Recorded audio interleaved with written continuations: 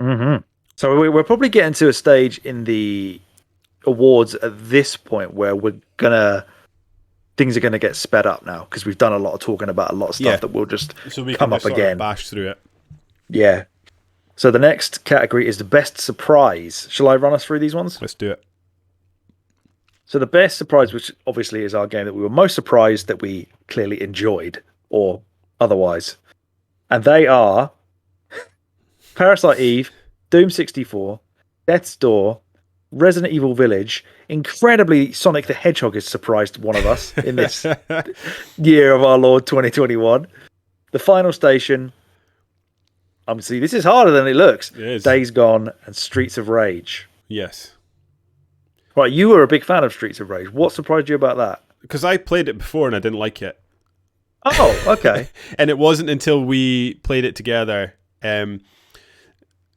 There's what a wonderful evening that was. That was so good. I think Sonic is the same thing with this, in that until I had sort of encountered a fan of the games, I'm not sure I ever really appreciated what they had to offer for the. You probably would never have touched them. Yeah, I mean, I did play. Yeah, like again, yeah, you're totally right. And been compelled to pick up a Sonic game. Because if you'd asked, like, Streets of Rage, if you'd asked me prior to playing this game, do you like Streets of Rage 2? I would have said yes, absolutely, and it's probably it would have been my favorite sort of beat 'em up.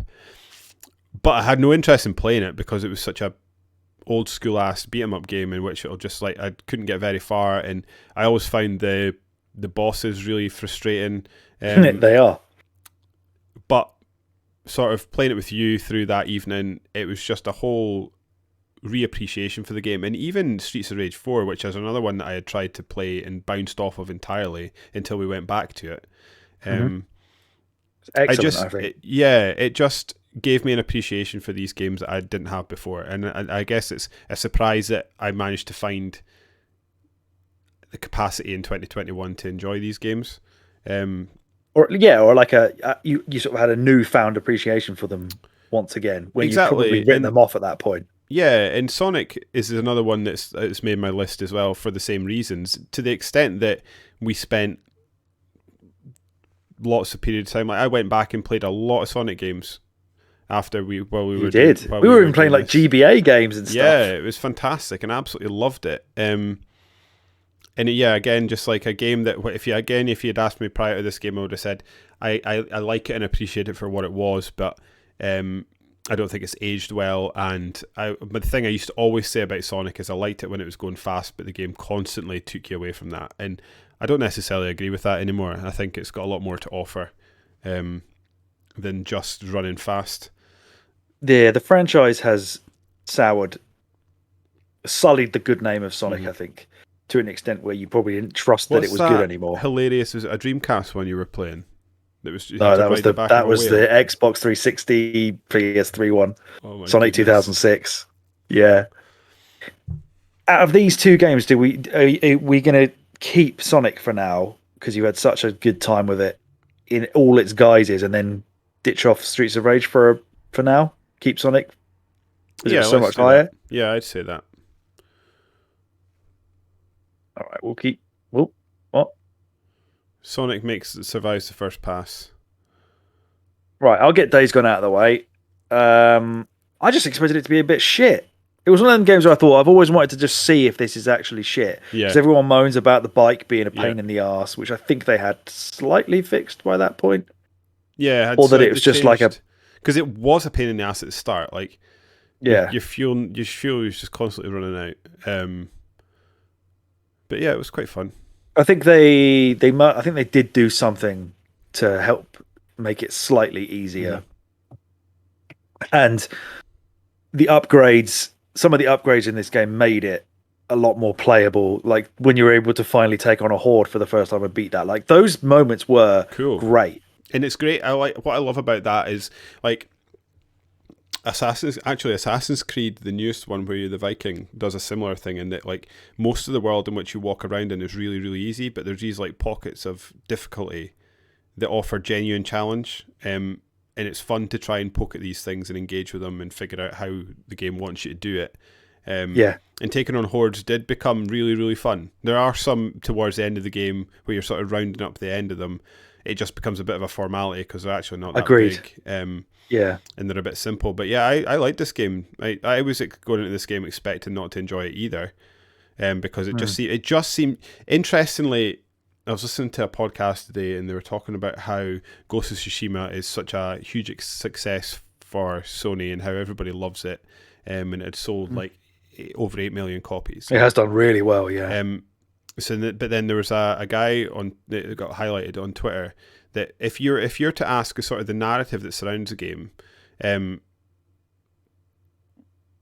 Days Gone is sort of a bit mucky and people don't like it and people sort of think it's been a bit of a flop when actually it's sold over 9 million copies. So has it really? Yeah, so like people still love zombies, it seems. They do. And I get it. It's not a like for like because Ghost of Tsushima just came out and was good, whereas Days Gone took, 7-8 years probably to come out. And then they had to put a hefty marketing campaign behind it to make it a success or to make it get its money back, which I assume it did.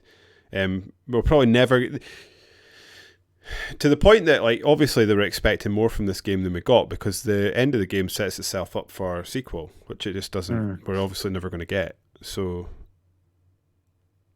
but yeah, that's why it's a surprise because I was same as you. I was expecting because the narrative around this game is that it's a bit shit when actually it's quite fun. It's not the best game ever made, but it's fun for what it is. And that's why we're going to cut it because it's not the best. No, and that's what this category is. Best surprise, but it was a genuinely nice surprise. Yes, I did not think this game was terrible. I encountered some stinking bugs in that game as well. With the yes, you did. Interior of buildings just non-existent, like vanished.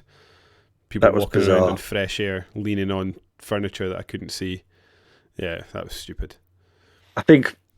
Should we just both agree that we're going to cut this game from best surprise purely because there would be no missions in the camp until you went out of the camp and then had to come back into the camp to get the mission from the camp you were just in. Get it out of here. Yeah. I don't think Final Station stays as best surprise purely because I'd already played it with you and I kind of knew I liked it. Yeah. It was just good to see that time had not been cruel to it and that when I actually sat down and played it by myself, I found it probably more engaging and enjoyable than that time you and I were chilling out playing it at your house together. But it's not the best surprise. It's just it would surprise anybody who, if you picked it up off of our podcast, I hope a lot of people would have found that enjoyable. Yeah. Even one person, hopefully they found it enjoyable. Yeah. That I believe is one of our most watched podcasts on YouTube, actually. That's a surprise. Yes. What surprised you about Village? Resident Evil Village? It's just one of those ones where you know how if you were to see a trailer for like Uncharted or Gears 6 or whatever, we've had this thing where we talk about it quite a lot recently where like, what's the point of me watching a trailer for it? Simon's a big proponent of this. Like, what's the point? I'm going to get it. I'm probably going to like it. So I think potentially for Resident Evil Village, I felt that way when I saw the werewolves. I was like, okay, cool. I hope that they don't fuck this up and it's not, totally wacky or whatever, and it's just like Resident Evil 6, but this could be pretty cool. And then for it to just come out and actually be like the modern take on Resi 4, which is one of my favorites, and I found myself really enjoying it more than 7, which again surprised me that I liked because I thought that was going to suck. I just feel like this first person Resident Evil series or trilogy, whatever it's going to end up being, has constantly surprised me that I don't hate it because it's nothing like. Well, that's not true. It's obviously faithful enough to the Resident Evil games for me to like them on that merit. But as a purist, I hated the thought of 7 until I played that demo and it hooked me. And with this one, it felt like this was a better game than 7 from start to finish, whereas 7 was probably scarier and had the better setting and the better characters. It felt more confident to me, Village, than 7. And what I like about it, I think we've spoken about this before, is that it sort of did the gamut of horror. So, like, it did. Resident Evil 7 was very much focused on Southern, Old South, Texas Chainsaw Massacre, like horror games, whereas this did the whole thing and it went more traditional as well. So it had, like, I don't know, almost like the Transylvanian setting of the first castle, but then it also linked back to the same sort of gameplay loop as the old as Resident Evil 7. And then like each house you went to after that was a different type of horror, and that actually surprised me Yes. how much I ended up liking. And then even beyond that, like there's things it did, like the elevator pitch for this story. I'm surprised I like the story as much as I do, and because if you were to give me the elevator pitch, I'd be like, get the fuck out of here. That sounds fucking awful, but it's not. It's just batshit crazy. Yeah. And then even like the final boss, if someone was to explain that to me in isolation about this is nuts, she turned into a tank, kind of. And as much as I say I didn't like it, like I've talked about this game, I've talked about games today where I felt that it did one thing very well and then never changed. This game, even if the shooting sections in Village weren't as good as like a Call of Duty and stuff like that, it was still so different to what you'd been doing previously, and it's a nice palette cleanser in a way that you never got in Alien. You never got the light relief, whereas this is like super light relief because it's funny and it's just something different, and it's giving you the power fantasy that you look for.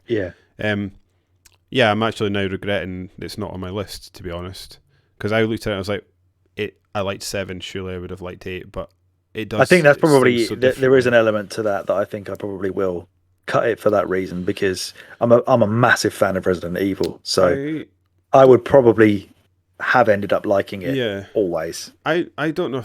I don't think this is controversial, but maybe it is because it's my number 2.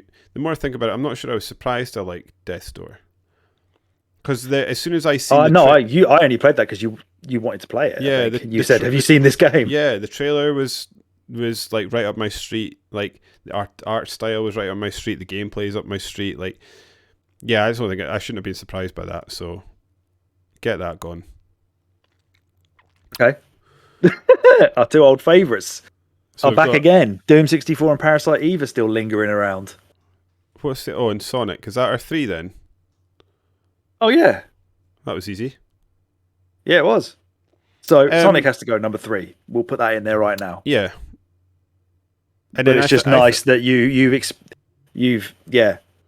can probably count 2D Sonic as something that you enjoy. I wonder if Parasite Eve wins this, because like, again, like if we're talking about elevator pitches like we were with Resident Evil, like on paper this should repulse me. Like it's anime as hell. It's like really, it's old. Like it looks like it is old. It's ugly as fuck. Yeah, horrible looking game. But I liked it despite itself, so I think that's the winner actually. Yeah, because I was always it maybe wouldn't have been my favorite game in the world, and it maybe wouldn't have been the highlight it ended up being. But on paper, I should have liked Doom 64. Yeah, it's a Doom game, isn't it? Yeah. It's like it's a Doom game you've never played that they've now remastered, and it's different to. Yeah. You know, it's the boomer shooter era, but it's slightly different. Whereas Parasite Eve was one of them games where I thought to myself, like, I really want to see what this is like. Mm-hmm. It's probably going to be shit, but I just want to check it out. And then for it to be, like I said, basically Chrono Trigger, which is one of my favorite games ever, but it's a horror game from the PlayStation era that really works and holds up perfectly today. Because there's, and there's levels of depth to it as well that we didn't really expect. Like the whole sort of mixing your 2 weapons together where you can effectively like lock yourself out of certain weapons for the rest of the game if you don't pay attention to what you're doing. What I just did not expect to fighting a T-Rex like as in this game. Many dinosaurs. Yeah, that's the winner. That T-Rex fight is well hard though. Yeah. So runners up, we've got Doom 64 and Sonic, with the winner of Best Surprise in 2021 being Parasite Eve.